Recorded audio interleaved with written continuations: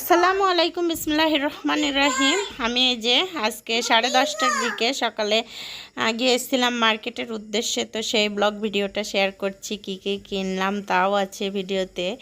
তো আমার খুব এমার্জেন্সি হয়ে গেছিলো, কয়েকদিন ধরে বরকে বলছিলাম নিয়ে যাও, নিয়ে যাচ্ছিল না। তো আমি একাই গেলাম বরকে বলে। ওই যে এগুলো কিনতে গিয়েছি। তো ফুলের দোকানদার ভাইয়াটা অনেক ভালো, আমাকে দেখিয়ে দেখিয়ে দিচ্ছিল আর দাম বলতেছিল। দামটা মাশাআল্লাহ অনেক দাম। তো আমার কাছে দামের অন্যরকম দাম বলছিল, তো অল্প কিছুই কিনলাম সেজন্য। তো ভিডিওতে তো এই কড়াইটা দেখাচ্ছিল অনেক বড়, এটা হলো 1500 টাকার দাম, এর চেয়ে বড় দেখালো। তো এদিকে আমি এই ছোট্ট কড়াইটা দেখলাম, ওই কড়াই চাচ্ছিলাম 26 সিএমের, 22 সিএমের ছিল। তো ওই দোকানটায় ছিল না বড়টা।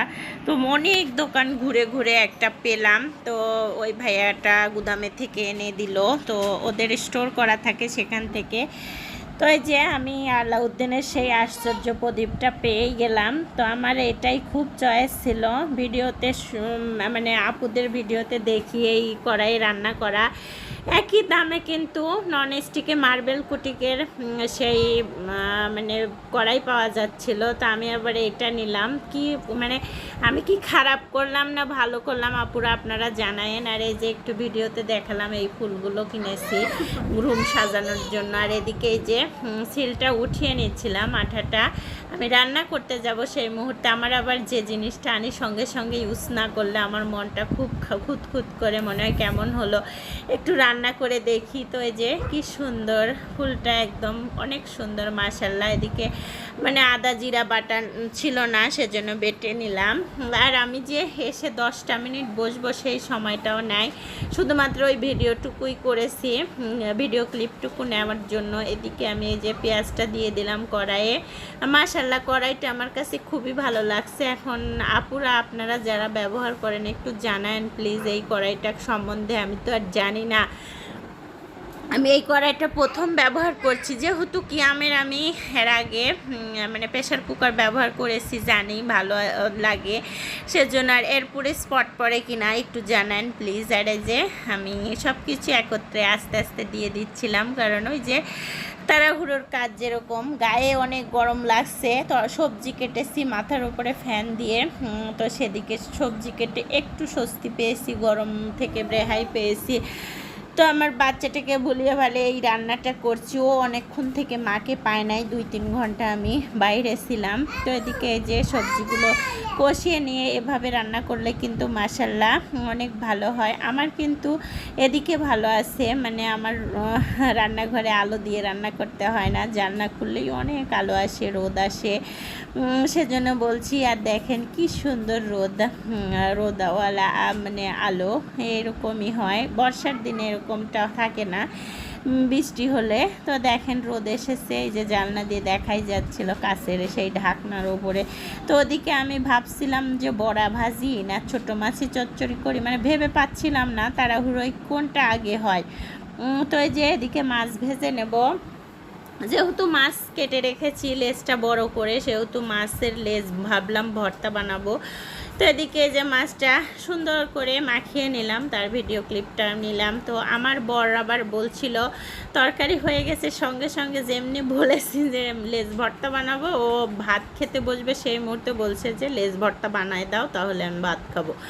তো লেজ ভর্তাটা খুবই প্রিয়, আমি শীতের মধ্যে খুব বারবার করিয়ে খাইয়েছি, সেজন্য খুবই তো পছন্দ করার জন্য লাগলো।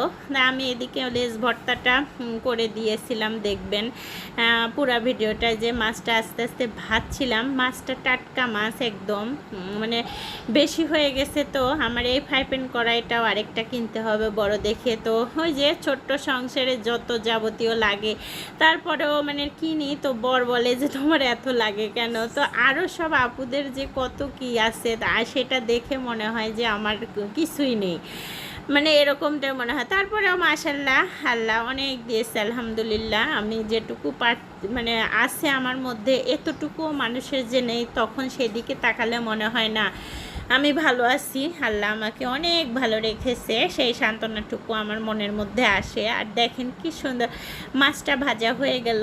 মানে একটু নাড়াচাড়া করতে একটু অসুবিধাই হয় ছোট কড়াইটা, যেহেতু 2 বেলা খাবো সেজন্য মাছগুলো বেশি দিয়েছি। আর এই যে এদিকে কড়াইটা চেঞ্জ করে নিলাম, চুলা যেহেতু সামনের দিকে আর মাছটা ভাজা হবে না, সেহেতু ওই যে তরকারি মানে ঝোলটা কমে আসছিল, সেহেতু আমি মাছগুলো আস্তে আস্তে উঠিয়ে তরকারির মধ্যে দিচ্ছিলাম। আলিফটা স্কুল থেকে এসেছে তো বলছে যে আম্মু আমি মাছ ভাজি দিয়ে ভাত খাবো, সেহেতু ওর জন্য মাছ 1 পিস রেখে দিলাম, মানে কড়া আছে রেখে দিলাম যাতে ভাজি হয়। ওদিকে মাছের লেজটাও বেশি করে ভাজি করে তারপরে ভর্তা বানাবার, এই যে তরকারিটা হয়ে গেছে মাশাল্লাহ অনেক সুন্দর খেতে হয়েছে, মজার। আমার বর বলছিল অনেক টেস্টি হয়েছে। আর এই যে একটু ছবিও দিয়ে দিয়েছি দেখছি। তো এদিকে এই যে মাছ ভর্তা, সেই লেজ ভর্তার জন্য একটু পেঁয়াজ হালকা করে মানে ভেজে নিচ্ছিলাম, একটু কাঁচা পেঁয়াজও দিয়েছি, শুকনো মরিচও ভেজে নিয়েছি। এদিকে সব কিছু ভেজে তুলে নিচ্ছিলাম আর একটু এই যে ভিডিও করেছি। আর এই ঘুটনিটাই কিনেছি, দেখেন কি সুন্দর, একদম ওজনওয়ালা। আর এটা দিয়ে মানে ভর্তা করতে এত মজা লাগছিল, আমার বর দেখে বলছে মানে এত সুন্দর জিনিসটা, আমার ছেলে মেয়ে নাড়ছে আর বলছে এত সুন্দর জিনিস আম্মু কোথায় পেলে। তো আমার কাছে অনেক দিন থেকে এই জিনিসটা দেখছিলাম, আনতে চেয়েছি, ওর আব্বু কিনতে দেয় নাই, বলে তোমার এত কিছু আছে আবার এটা কিনতে হবে কেন। তো আমি আজকে একা গিয়েছি, তো একা গেলে এরকমই নিজের ইচ্ছা মতো কেনা যায়। দেখেন কি সুন্দর মানুষ গ্লাস দিয়ে করে, আমি আবার ঘুটনি কিনেছি। তো এদিকে যে একটু ভাত সাজিয়ে আমি খাবো, বরকে খাইয়ে দিয়ে আমি আবার ভাবলাম আমি একটু খাই, আর একটু ঢং করতেছিলাম কিনেছি, তো সেগুলো জিনিস একটু দেখাবো না আপনাদের মাঝে, এভাবে একটু ভিডিও করব। তো আমার আবার সেরকম এখনও হয় নাই। ধন্যবাদ সবাইকে আমার ভিডিওটা দেখার জন্য। খোদা হাফেজ।